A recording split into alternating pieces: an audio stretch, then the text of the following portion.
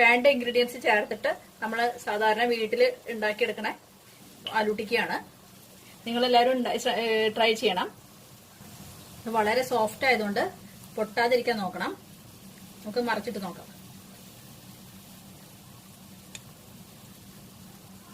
മുരിഞ്ഞിട്ടില്ല.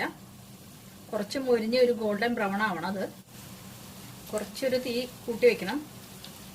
വളരെ സോഫ്റ്റ് ആയതുകൊണ്ട് ശ്രദ്ധിച്ചിട്ട് വേണം നിങ്ങൾ മറിച്ചിടാൻ.